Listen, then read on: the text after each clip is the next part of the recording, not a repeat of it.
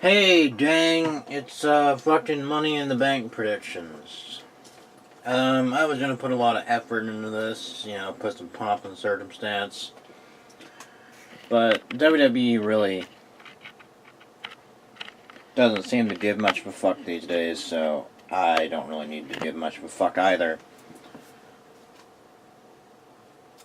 With that said, the first match on the card is the Bludgeon Brothers, Luke Harper and Eric Rowan, against the Club, Luke Gallows and Carl Anderson, in a match for the WWE SmackDown Tag Team Championships.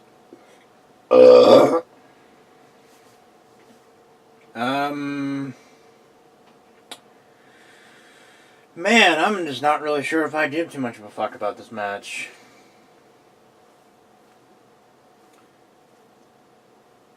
This is a really complicated match to predict, too, because the Bludgeon Brothers fucking destroyed the Usos at whatever the last pay-per-view was to win the titles, but this is a tag team that doesn't really have a lot of trajectory in either direction, and it does make a lot of sense to have a tag team that just came over to SmackDown win the titles. Specifically if they're aligned with the world champion and AJ Styles.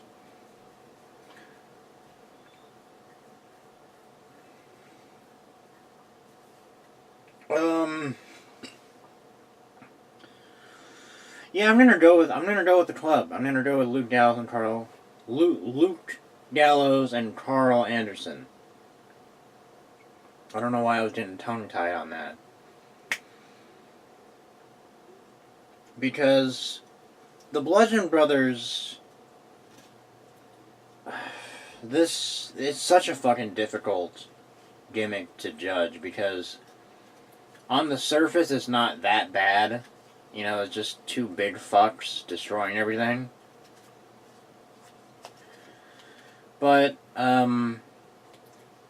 it always seemed like a red flag that this was doomed for failure after it kind of became apparent that this was the culmination to that fucking Breezango who trashed the Office storyline that went on for like 6 years. It seemed like there was really nowhere to go after winning the titles once. So, yeah, Luke Gallows and Carl Anderson are gonna win. What else are they gonna do? They last held the tag team title WrestleMania last year, and 2017, not this past Mania. Yeah, they need to get back on track. Match number 2.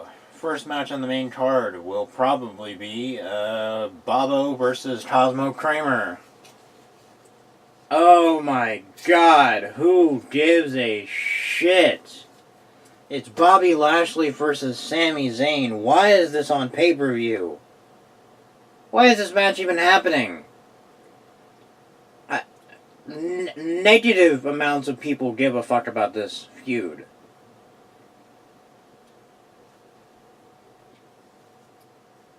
Who the fuck is watching this?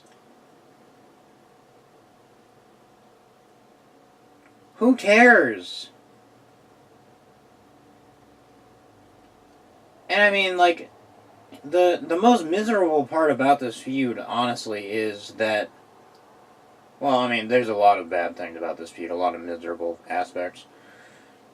So I can't say the most miserable part of it is this, but the undeniable fact is that Sami Zayn has literally no chance of winning. So, yeah, Bobby Lashley's gonna win that one. Next up will be Daniel Bryan versus Big Ass in the Who Gives a Fuck and Why category. Let's see, who won last month? Daniel Bryan? Yeah, Big Cass is gonna win. Moving on.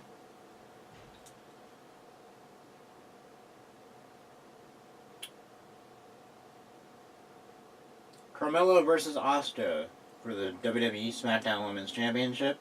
Carmella is defending champion, and she is going to lose. Bad. Or not bad, but she's going to lose. Because...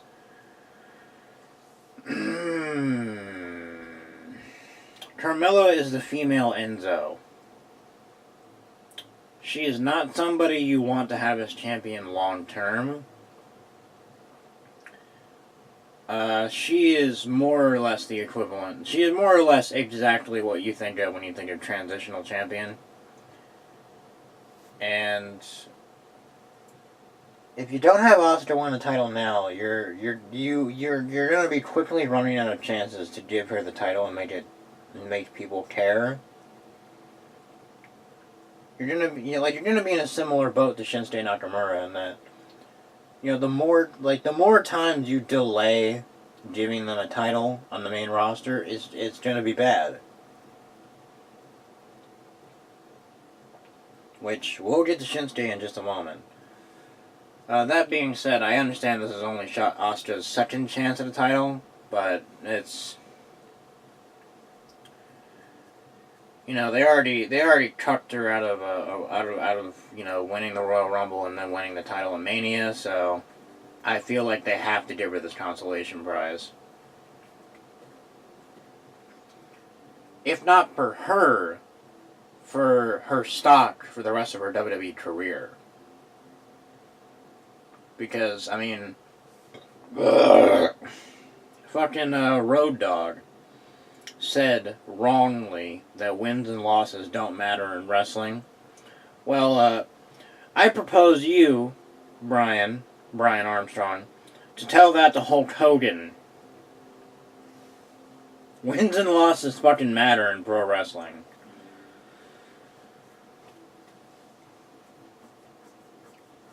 Whether to the fan or the individual wrestler, they fucking matter.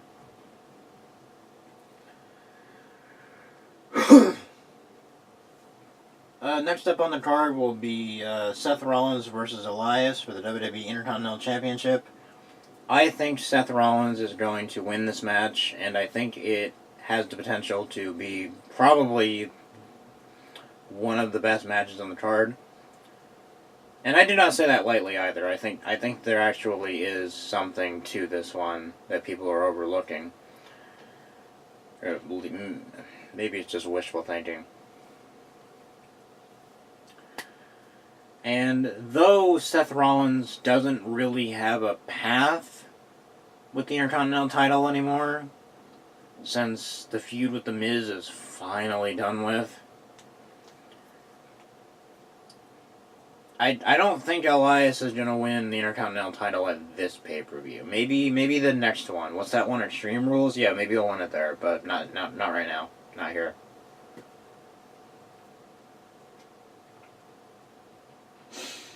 Because Seth Rollins fits the original definition of the Intercontinental Championship, which is the workhorse title. And that doesn't really leave a lot of interesting character development, but I think WWE just likes to have that one, they like to have that one get-out-of-jail-free card every pay-per-view.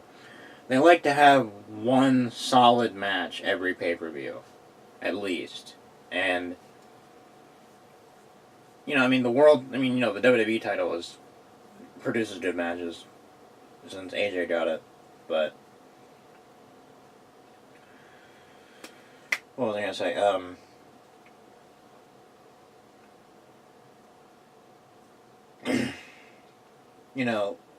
There needs to be WWE likes to have that one undercard match that really clicks. And regardless of your opinions on Seth Rollins delivers on those at least. with that said, next up will most likely be Nia Jax versus Ronda Rousey for the WWE Raw Women's Championship. Oh my god, okay. Nia Jax's entire Raw Women's Championship reign has been muddied by this stupid bullshit about how you gotta stand up to bullies or something. And Ronda Rousey is a bully, but she's also like a head shorter than Nia Jax. And Nia Jax outweighs her by, I want to say, at least 20 pounds, 10 pounds. Maybe not 20. It's probably closer to 10.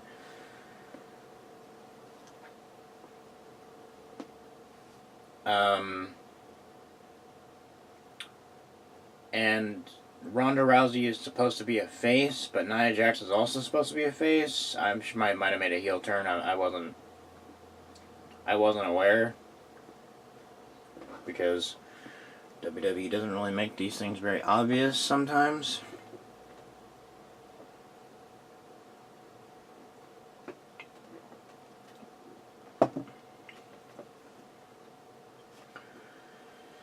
And oh my god, I'm really torn on this, because on one hand I don't really want Ronda to win the Raw Women's Championship, but on another, I don't really want Nia Jax to keep the title, because I have nothing against Nia Jax. I really have nothing against Ronda Rousey. My issue lies with Nia Jax just not really. Nia Jax doesn't really match up well with the rest of the roster, because WWE has made her look fucking weak at every possible turn. I mean, fuck, like, when she actually beat Alexa Bliss for the title at WrestleMania, I was surprised. Now, I might have predicted it, I don't remember, but I was still surprised nonetheless, because they made Nia Jax look like a fucking weak bitch at every possible turn. Yeah, I know, whatever. They took, like, 3 people to eliminate her at WrestleMania last year in the Fatal 4-Way, when Bayley was the champion. They tried to make her look strong by having multiple people eliminate her or remove her from the equation, but it doesn't really fucking matter. If you lose, you're still seen as a loser. Like when Braun Strowman destroyed the Elimination Chamber field and then Roman cucked him out of a world title match.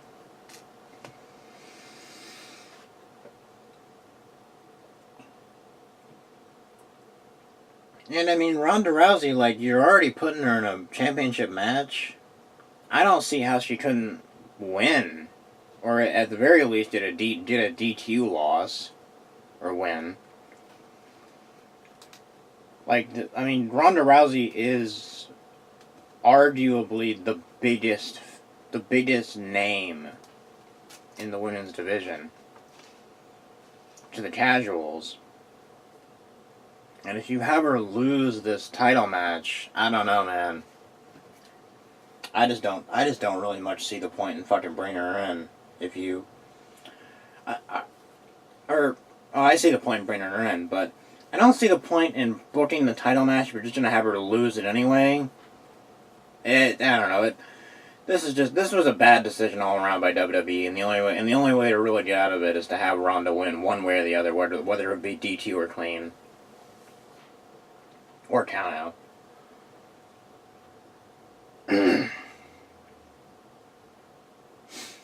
That being said, next match on the card is going to be Roman Reigns versus Jinder Mahal. Okay. I'm gonna go ahead and lay out this match for you. Roman Reigns and Jinder Mahal are gonna come to the ring. They're gonna tussle for about 15 minutes. Maybe they're going to go to the outside. Maybe they're going to fuck around out there. They're going to brawl for about 15, 16 minutes, and then Roman Reigns is going to win, and everybody is going to kill themselves. Moving on.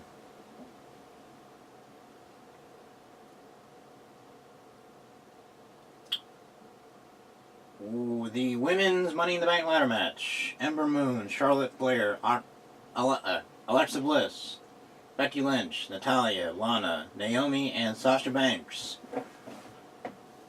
Holy shit, this is a difficult match to predict. I had a prediction video originally recorded that didn't save properly, that I picked Becky Lynch. And I think I'm still going to go with Becky Lynch, but my reasoning that time was different than the reason I'm going to give now. The reasoning that time was, what is Becky going to do if she doesn't win the Money in the Bank briefcase? But now, I think it's, I think they're going to use this as a vehicle to set up Asuka with better opponents than Carmella.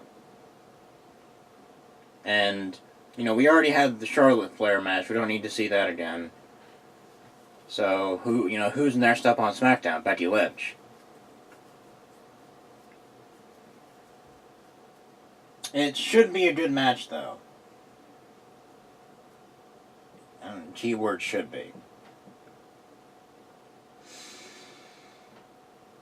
Next up is the men's Money in the Bank ladder match. Braun Strowman, Finn Balor, The Miz, Rusev, Bobby Roode, Krispy Kreme Owens, Samoa Joe, and either Big E, Kofi Kingston, or Xavier Woods. Let's go ahead and address the elephant in the room right now. I think it's going to be Xavier Woods in the Money in the Bank ladder match for the New Day. I wouldn't be surprised if it was Big E, though. I would be very surprised if it was Kofi Kingston. Not because he hasn't been in the match before. He has been, I think, 3 times. But it would be surprising. It would be surprising if they put Kofi Kingston in, given everybody else in the match. Oh, and then again, Finn Balor's a cruiserweight. Well, in weight. He's not in that shithole division. That doesn't even have a match on this card. How sad.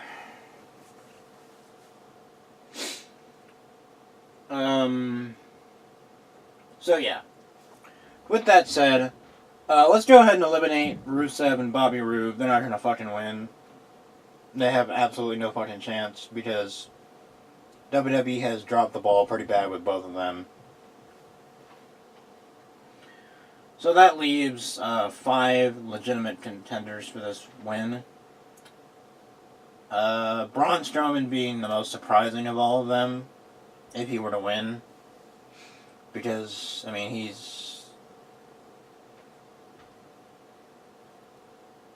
doesn't really strike me as somebody who would win this match. I mean, the most comparable example to... yeah, actually, now I think about it, fucking Kane won this match in 2010, so... I really can't take him off the table.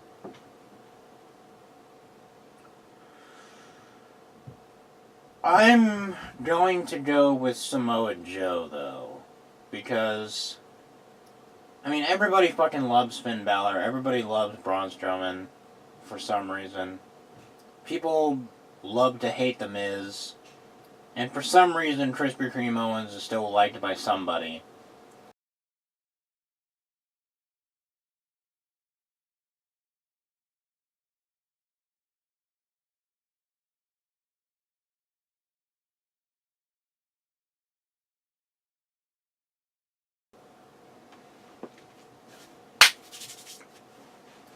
As I was saying before I was interrupted by something.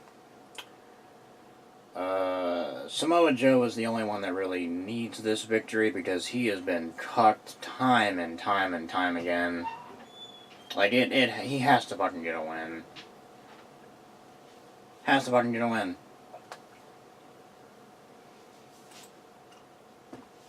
Moving on to the main event. AJ Styles versus Shinsuke Nakamura in a last man standing match for the WWE Championship. Shinsuke Nakamura needs to win this match because if he doesn't, this is officially the last chance any fans are going to give him as a legitimate threat. Some fans gave up on him earlier, but this is the point where everybody would give up on him. But I think WWE is going to fuck that up and have AJ Styles win. Not that I'd be disappointed with AJ Styles winning. You know, Styles is great and all. But in terms of making the most money, it makes a lot of sense to not fuck up your investment by having Shinsuke lose constantly. Similar to Booker T when he was brought in and then he lost a lot in big matches. Only to eventually win a world title when nobody gave a fuck. But, yeah, probably gonna have AJ win. And, if this match happens, it was confirmed, and then not confirmed, and then confirmed again, but then taken off of the card. I don't know if this match is going to happen or not, but I'm going to put the prediction anyway. Matt Hardy and Bray Wyatt versus the B team of Curtis Axel and Bo Dallas for the WWE Raw Tag Team Championships. That one seems to be bouncing in and out of the card. We'll go ahead and put it as an asterisk match. If it happens, it happens. If it doesn't, then it doesn't. I think Matt Hardy and Bray Wyatt would win because I don't think they'd want both of their tag team titles switching hands on one show. I could be wrong, but I don't think they would have that happen. Then again, they're not.